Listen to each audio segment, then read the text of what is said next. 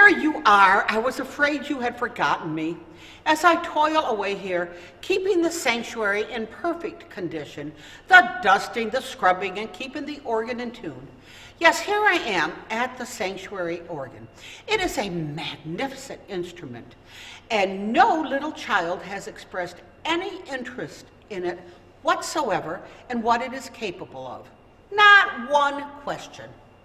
The lack of juvenile curiosity makes me so cross.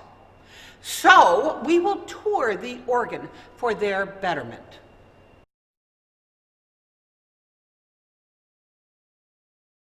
We are in the sanctuary looking for the elusive church rat. A lot of times the church rat has been known to climb up the organ pipes. So here is where the beautiful music is played during the Boar's Head on this massive organ. We will take you on a behind-the-scenes look to see if we can find the church rat. I'm here at the vast organ loft, which contains over 2,000 pipes that produce the wonderful sound of our cathedral organ. These pipes are built of wood and metal and range in the size from the deep sounds of the 32-foot contrabass or the 16-foot wall-torn to the tiny 1-inch flageolet pipe. The pipes are organized by ranks. Let me explain. A rank is a row of pipes, all which make the same sound, but at different pitches.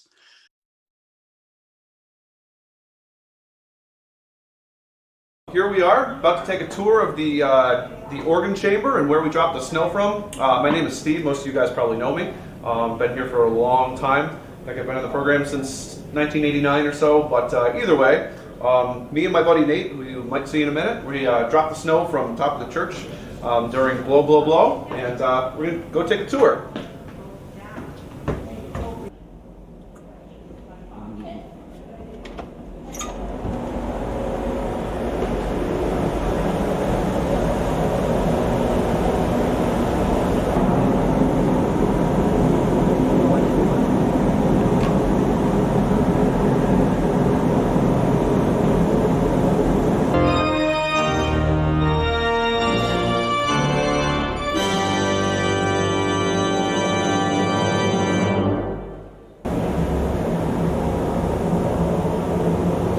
So here we are in the organ chamber right now.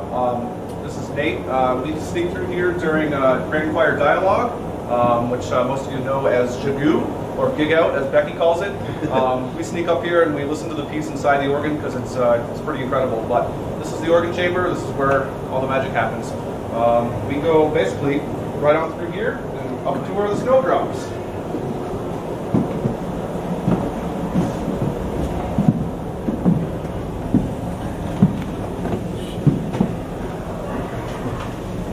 Here's the big wooden pipes I was telling you about. They actually go all the way up. Wow. They're huge. Oh yeah. I stand next to them when Becky's playing, and they actually blow the air like so hard that it cools us off. Very cool. Fun intended. Look at the size of that. What is that? Just watch the back wall here, because the plasters. Wow. We unplugged some of them right there. Let me go make sure. No, they're on. Oh, this one up here. Oh, that one is just turned off. You want to grab it? Yeah, you can hear it booming. So there's another flight of stairs. Yeah, we'll just do one person at a time on the ladder. And when you get up, you kind of have to twist your body to the side to get through the opening.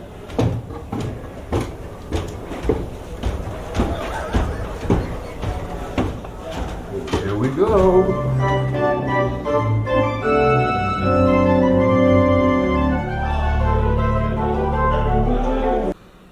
Right now we're in a, I don't know how wide this staircase is. It's got to be only like 3 feet wide, if that. Not even, yeah. So let's just continue our climb.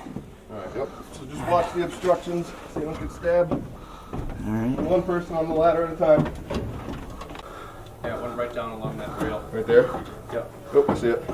You know what it is? That's my light. Wow, there's Pastor John. Hello.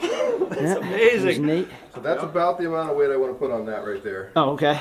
So people often ask us how we go about dumping the snow, and it's not quite that simple. What we do is the snow comes in these large shredded pieces, some of which are 7 inches long. So what we do is we pour all the snow in here during hauling the ivy, and we break it all up with our hands and prepare it all for hopefully getting rid of all the big pieces. And when the song actually starts, we'll do one of these kind of things and slowly feed it off the edge of the cliff there. And it's a very slow, calculated procedure, and that's pretty much how we do it in a nutshell. It's not as simple as just pouring it right out the chute. It is not. So, And how many feet up are we from the bottom? I want to say we're 60, something like that. It sounds about right. I can't remember exactly, but I think it's about 60 feet. Again, Al could probably correct me on that. So another often asked question is why these chutes are here. If this is just here for the snow, and the answer is no. What happens is during the course of the year, there's 2 big lighting fixtures. 2 of these guys, it's a 1,000 watt Fresnel, and there's one for the altar, and there's one for the entire front of the church. They're focused a little bit differently, and Al has control of those with the dimmers next to the organ.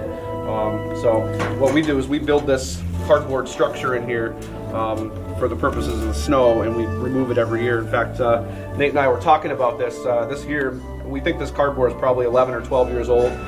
We just keep reusing it and reusing it and reusing it. Adding more layers of tape. Yep. So that is the point of these little chutes right here. Wow. There. Got it? And we were told you cannot walk on this plaster right here, which is... That is correct. You can walk on the structural steel that's holding up the meshwork, but anywhere in between, You don't want to cause a deflection. you really shouldn't be walking. Exactly. Well, thanks guys for the tour. No problem. Hope you enjoyed it. And be safe. Yeah. Happy New Year.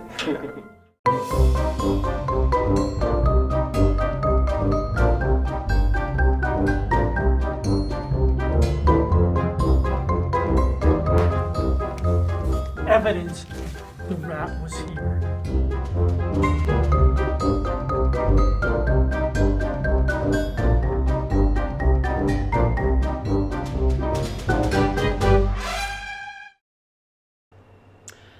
I trust you all now have a much better appreciation of this magnificent instrument.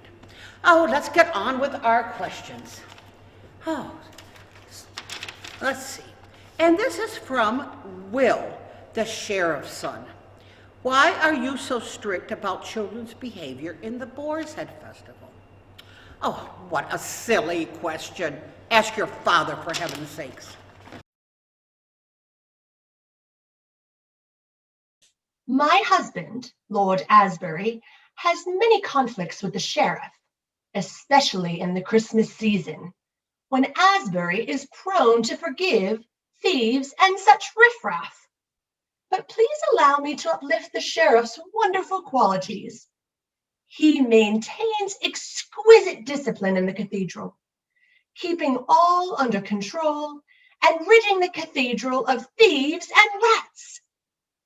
He also has excellent deputies in the parking lot and sanctuary to keep our patrons in line. I'm in charge of security here at the cathedral during the Boar's Head Festival, with the approval of Lord Asbury. I don't take kindly to orange girls trying to cheat our patrons or children trying to gamble in the sanctuary. I look very poorly on them, and I will hang them if I have to. I'd also like to thank the men that work our parking lot for you patrons to guard your cars while you're here at the festival. In the future, please drive a horse-drawn carriage. I'd also like to thank the ushers who work very hard to find your seats and to make sure that everybody's comfortable during our performances.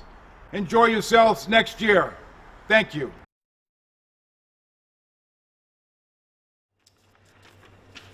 Okay, this is a letter from Hilda Hardcastle, the daughter of that rich merchant who endows our music program at the cathedral. He has very good taste, and naturally, his wish is my command. The girl asked, there are so many fascinating objects used in the festival. Wherever do they stay during the year? Well, for you, Hilda, we will open up the vaults of the cathedral. We will have to get Lady Asbury's permission, of course, as the property vault is outside my purveyance. Hello, I am John Asbury, heir to Lord Asbury's estate. My mother has asked me to show you the props of the Boar's Head Festival, and while I'm not too accustomed to this form of noblesse oblige, I'm also not one to pass up the opportunity of witnessing the magic from behind the scenes. I am here in the bowels of the cathedral, in the hidden storage area of the Boar's Head Festival, where we keep all of our props, such as this chair that my mother rides on and is escorted by the woodsmen. It is then that the woodsmen go on to do their stick dance, but those aren't the only sticks we have. No, we also have sticks for gathering, and ooh, a stick that has been permanently frozen by the Snow Queen herself.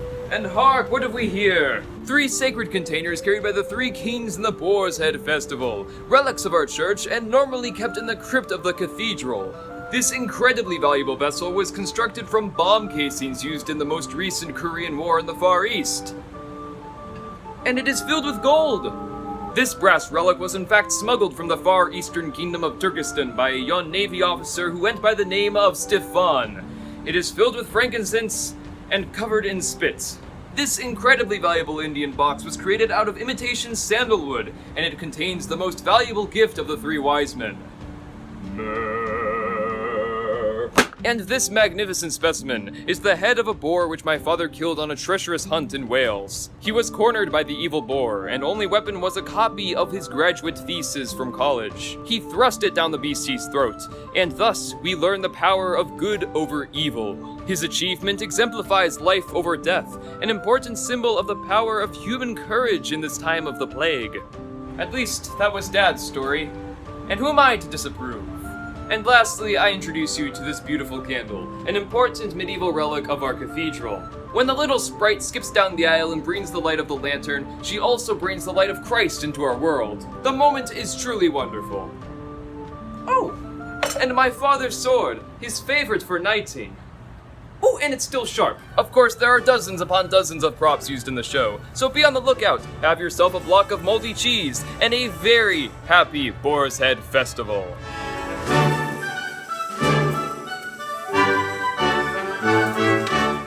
Here's another letter from dear little Eleanor Oaksplitter, the woodsman's daughter. Question, dear Prioress, I do so love the gargoyles. Really? Are they your pets? Oh, mercy me. No, they are not. Certainly not. My only pet is my Gracie, the most beautiful dog in the world. Gracie is an angel that was sent to me in the form of a dog from God to bring me comfort and joy. And she is so dear, and everybody loves her so very much. You do know that God spelled backwards is dog.